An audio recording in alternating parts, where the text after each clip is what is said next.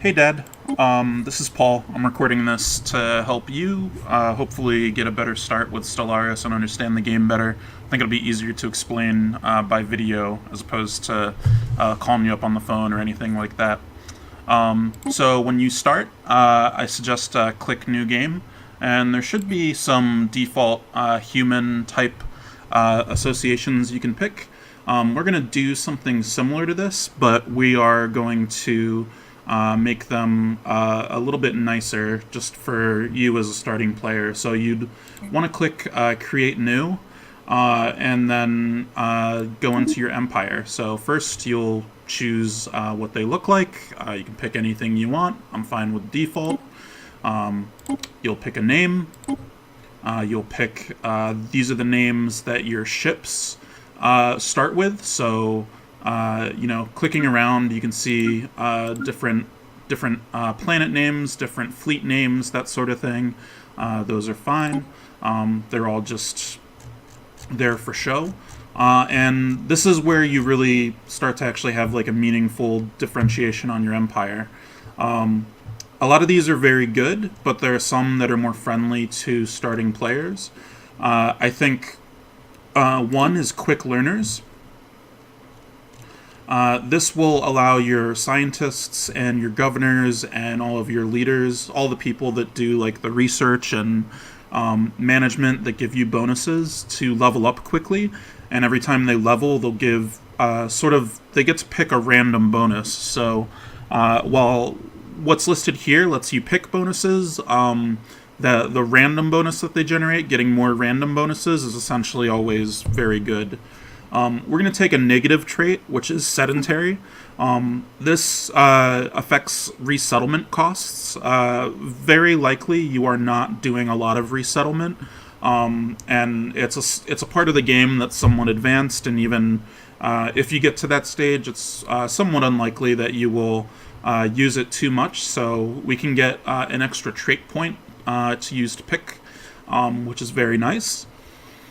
Next, we'll pick the communal trait. The communal trait increases happiness of our people. So happiness sort of affects how much influence you generate. It's that little purplish bluish orb at the top of the screen, and that allows you to take more territory. It allows you to use more edicts, which are those special rules that you start with, that sort of thing. And then there's one more we want here, which is conservationist. This will just effectively give you additional minerals. Every population that appears will cost a certain amount of minerals to keep them fed and give them goods. And this is sort of like a hidden behind-the-scenes cost in the game. This will just reduce the amount of minerals you have to feed them to keep them happy. This feeding is in addition to the food, which is much more visible that you're giving them. But yeah, this will effectively give you more minerals over the course of the game. So quick learners, communal for happiness, quick learners for the faster governor and leader growth to get random bonuses, sedentary, just because we probably won't be resettling people anytime soon, so it's not a big deal. And then conservationist, which will give us extra minerals as our empire grows. So we'll click next. You can choose a world type here. Which world type you choose doesn't really matter. Basically, the worlds will spawn randomly. When you first start the game, you'll see a green planet, which you should be on. Green means it's exactly this type of world. And then the other two worlds, in this case, the ocean world and the tropical world, will spawn nearby. You'll either see a continental or tropical or ocean world spawn by, at least two of them close to you when you first start the game. And the same would be true if I picked something under frozen or something under dry. The game sort of ensures that no matter what you picked, even though world generation is somewhat random, you will get at least one or two good worlds to pick from nearby you when you first start the game. So, yeah. I think another thing to note, I forget which of these I changed, but making these like all caps can help you sort of locate which of your worlds is your home world, which can help a lot when you're trying to remember what's what. So that's just a little trick that I do. When I'm starting my game, it'll make it stand out in the UI since it's in all capital letters. This is another aesthetic choice. If you look up top here, you can see it controls the way the city appears in the background. Any of these should work fine. These are all good. And here's the other area where we really get to differentiate our species. So what I'm going to suggest for a beginner build is you pick a Fnatic Xenophile. This means that your people will always be able to interact with and have better relations with outside aliens. That means some aliens may try and migrate into your system, which is fine. It also means that you get better odds when you're sort of bartering with people. So if you're trading with an empire to make them friendly, they will become friendly much more quickly. If you think you're going to do less trading, you can click to do just one lesser point in Xenophile, and then you can go Fnatic Egalitarian. I'm guessing you probably won't do too much trading, so Fnatic Egalitarian actually may be the better choice, but depending on which way you think you'll go, either having Xenophile will be good or having Egalitarianism will be good. So Egalitarianism, also increases, it decreases consumer good cost, which is great for us. That means we're going to save even more minerals. And then it also increases your faction influence gain. So when you please factions, you get more of that purplish-bluish thing again, and that will result in better ability to use edicts and expand when you need to expand, all that good stuff. So this is all great. And then you'll either choose democratic, or if you can, oligarchic is a little bit nicer. Since we're going with Fnatic Egalitarian, it forces us to be democratic. If we were going with Fnatic Xenophile, we would be able to go oligarchic. Either of those is fine. They both work well. One thing we're going to search for is idealistic foundation. This, again, is going to make our people very happy. Which, again, happiness also leads to more of that good purpley, bluey stuff. So that's wonderful. And then we're going to select mining guilds here. So mining guilds also increases empire mineral production. One thing to note is happiness, in addition to increasing that purple-blue stuff, which it uniquely produces, only happiness and or happy factions, rather, will produce this stuff. Mining guilds are the thing that will allow you to produce more minerals as well. And when your citizens are happy, they will get a bonus to all of the production they're doing, including minerals. So these two things sort of multiply together. And those sorts of synergies are what can really help you get sort of a leg up in the early game. The rest of this stuff is all just sort of whatever you want to pick. Anything is fine here. This stuff is all just sort of gravy. So I'll click through it, just pick whatever. I like the little more militaristic look. And we'll need to roll our ruler's name, that's fine. And yeah, we basically have our civilization now, so we can save it, which is fine. And then we can click done and start our game. So one thing you want to note when you're starting your game is you probably don't want a lot of marauders. I think they can go up to 2 or 3. I like to bring that down to 1, just because they're a little imbalanced at the moment. I think that's fine. And then the rest of these default settings should be okay. So yeah, I would just move the this marauder slider down to 1, and that'll make the game probably a lot more enjoyable. And I like elliptical galaxies, but the other galaxy types are fun too. So play on whatever works for you. So you'll go ahead and click play to start your game, and it should load in here. And I'll show you sort of the ideal start as I see it. So we will always start with a system that has 2 minerals, some research, and some amount of power. Sometimes one of these is rated for 3. I always like to take my construction ship and build on the minerals first. I think the minerals are one of the most important things. So that's step 1. Also in the building space, I like to go to my planet and go to the surface. And I will try and find an empty tile, which I don't have here actually, but these are actually pretty nice, these +2 to something.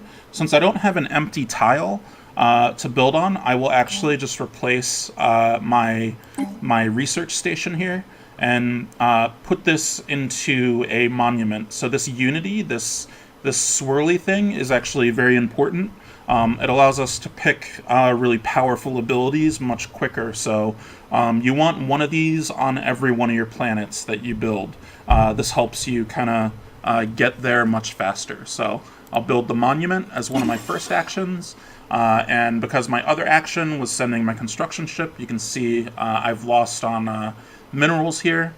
One thing to note is at the moment my consumer good cost is 8 units, but that's been reduced down to negative 3.89 because we have those reductions from being egalitarian and reductions from those traits we picked that make our people consume less consumer goods. We're going to switch things up a little bit after we pick our research, though. So number 1 is I like to always pick the items here that are a little more economic to begin with, since I really don't need to build a military until after I fight the pirates. So the first economic move I'll make is research speed. This option is always one of the best things you can get. You're going to be researching for the rest of the game, so you will get a lot of traction and wear out of this. Getting early access to improved power plants or something along those lines is also a really great start.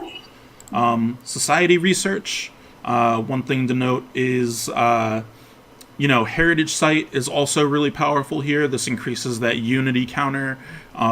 Growth speed for your population is also wonderful. There's really no bad choice. I would eventually probably want to pick up all 3 of these. The biolab is probably the best research option for this kind of setup, in my opinion, just because you're probably going to want to modify genes, and your research is going to be terraform worlds. Your research is going to be things to that nature, and your citizens are going to play very well with that expansion kind of empire growth sort of focus, I think. But in this case, I'll pick the heritage site. It doesn't really matter what you pick as long as it's something, economic again. And similarly, like I could take the ceramo metal armor, which is really nice, but again, I don't need anything that's too combat focused. Even though this option here, the powered exoskeletons, is kind of combat focused, it also has plus 5% minerals. So that, again, we're going to be collecting minerals for the rest of the game. That's a really, if you see this one, I would say almost always pick it at the start, because minerals are one of the most important resources in the game to focus on. One more thing to note before you get started is I would go here and change your food stockpile to plus 1,000. That just means when you hit your cap, by default it's a cap of 200. We've just extended that to a capacity of 1,000, and then every additional food you produce beyond that 1,000 will help your civilization grow faster. We're just getting started out. We won't get that bonus for a while, and a steady growth speed is just fine for the beginning. And then the other thing you probably want to change is using this Map the Stars edict. So we're going to spend all of this blue stuff, which we should come by pretty handily soon. But it's not a big deal because it'll allow our science ship to explore a lot faster, which is very, very good. Great. So this is all looking pretty good. This should make for a pretty good start. And the final thing we'll do before we kind of wrap this up is go into this species menu. That's where we are here. So we'll click species. We'll select our people, and then we want to set their rights. So because we picked an egalitarian, we have the option to set a higher level of living standard for our people to make them happier, which is wonderful. So I like to click set this utopian abundance at the start, and it makes my people a little bit happier.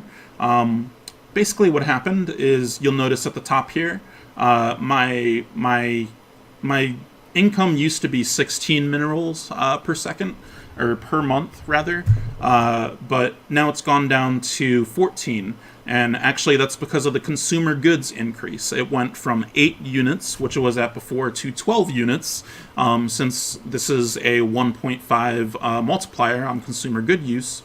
And but we've counteracted that to some degree from all of our consumer goods decreases.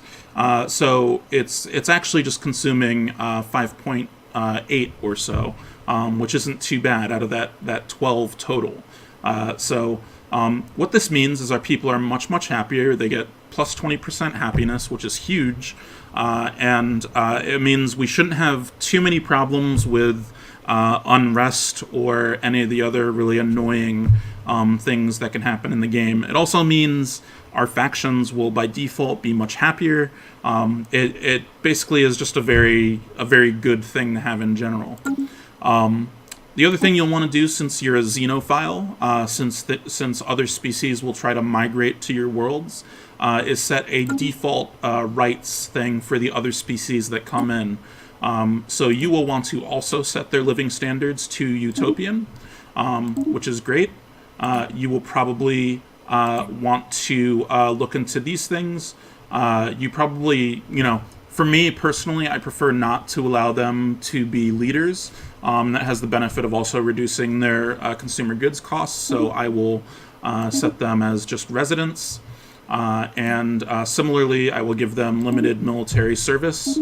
But everything else should be fine for other species that come into our system. So we can close this.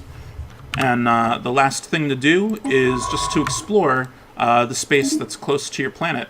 So, we can queue up some stuff by holding shift and allowing our ship to survey, and press play, and the game will start. This should give you a pretty good start to the game. The edict that we used, Map the Stars, under Policies and Edicts, is now in effect. So our science ship will explore faster. Our construction ship is going to build that base that we queued up. One thing to note is if we mouse over our construction ship, he has an upkeep here of 1 power per month. When your ships go back to your home base, they actually get reduced upkeep. So you can hold shift and click this return key. So once he's done building his little station here, he'll return to the home base and will gain, effectively it'll shave 25% off of whatever upkeep he has, which is really important later in the game. It's just a minor optimization we make here. So our science ship is going around and exploring now. Next, what I like to do is, with my first sort of 100 minerals here, I will go to my base. I will see that everything is how I want it. At the moment, which is great, our Unity building is building, so that'll be done soon. And one thing to note is I tend to avoid going for these research squares until all of the other squares are filled up. So that means going for power, or going for food, or really, really importantly, going for minerals here. So the minerals will cost 100 energy to clear. I tend to fill up the squares that are uncleared first, just to make use of those since it doesn't cost me anything. And then once I only have these research tiles left, then I'll go and start filling in on minerals and these other kind of items that are hidden behind these tile blockers. So our ship, we can tell it has returned to our home base because it is green. The green means it's actually reducing its upkeep. If I move it just slightly away, I can actually see on the map that it turns red when it's not at the base. So that's just something to keep in mind. And again, you can just click this return button and it will always send your ship back to the closest base, which makes it green again. And that'll make it happy. But yeah, that's effectively it. I now have actually accrued some minerals, so I will want to survey complete. Go to my shipyard, or actually, sorry, my spaceport on my planet, buy an additional science ship. When this ship gets out, I will place a scientist in it. Let's clear some of these notifications. And my other science ship can go exploring and find interesting territories for me. The territories that I should be most interested in, similar to how on the planet, when we were looking at the planet, we wanted to prioritize minerals above all else, but after minerals, we'd look at power and food and things and do the research last. I think the same applies for this sort of strategy to space in general. So our science ship is done, and I'll fill him with a new recruit. This icon, this guy, or even this icon here, this little guy with glasses, they get a universal bonus to research speed, so those are great. You should always recruit those when they appear. So I've recruited one of them. And what I'm going to do, actually, is remove one of my other scientists who's researching, which looks like my physics researcher is just sort of a generic ability. So this will put her in the science ship here, and I can have her start exploring. I tend to only queue up like 1 or 2 explorations. And then we'll replace her with the genius, the spark of genius person we just recruited, and now we're cranking away at plus 12%, which is great. That's fantastic. As I noted to you over the email that I sent, I tend to only research anomalies if they're 10% or lower, so I'll leave this for now. And I can see those anomalies on the map. Anytime I select a science ship, they'll appear as these little radio icons. So I can go back later when my science ship is level 4. The levels are indicated by the number of stars that are on the person. And as you can see, like each level gives plus 2% research speed. There's also a chance that they will get something fancy in addition to that. That's all great. And here we can see we've found our first planet that we can potentially settle. So this is a continental world, which is the same as the planet that we started on. So we should be able to settle that relatively quickly. The systems that we've explored, this one I can see has minerals on it, so I probably want my construction ship to build towards that. So I'll get him going on that. And then we have all of these options open to us. For this strategy, for starting, your best picks are probably going to be in the Harmony tree or in the Expansion tree. The Discovery tree is also very good, but it requires a different sort of play style, a little more nuanced. So I'd say leave the Discovery until you're a little more advanced. But yeah, you can pick Expansion. This will allow you to get some benefits when you expand to this planet, to expand to more planets, and kind of go from there. So yeah, that's the start. This is everything that should give you a good start. I tend to expand very quickly with this sort of a setup. You know, these 2 science ships, this construction ship. And collect the minerals first. You can go to expand very early. An expansion ship only costs the colony ship only costs 315 or 300 sometimes. So that is very, very easy to get going with. Basically, we already have 257 at the moment, so if we wanted to sit on our science ship instead of have him do this stuff, we would be able to expand almost immediately. So that's an option open to you as well. But basically, the name of the game is just I will build my post here. I will ignore some of this research stuff and focus on the things that are more valuable to me, in this case, the minerals and the power. And in this case, you know, if I select my science ship and from space I try and tell him to build things, he'll tell me everything is too expensive or it can't be done. What I probably want to do is click him and then view the solar system in detail and just queue up one thing for him to build instead of building all the things. And I can see that this level 4 option is by far the best. If I build on these, I will get 2. It'll cost me 90 minerals. But if I build on this one, it has 4 energy, and it'll also cost me 90 minerals, so I'm getting better bang for my buck there. And I'm doing this because my construction ship is actually waiting for this influence, this little purple-blue orb, to tick up, so I can, again, move over, build a station here, and then scoop up these minerals. Another option, and actually since this world is here, this might be a better expansion spot, is this one, which has minerals. The only place that would be less appealing for me to expand to would be this one that has no minerals on it. It does have energy, but energy we tend to have enough of early game, and if you ever do run out of energy, you can always go to your shipyard, and there's a building here when you go to Starbase under this tab on the shipyard. So shipyard, Starbase, and click the plus sign. You'll have the option to build this trading hub, which will cost you 100 minerals, but it will produce 4 energy. So it's also a very good deal. If you remember, the default value for the energy stuff, the energy mining stations in space we were building would be, just construction 90 for 2, which isn't great.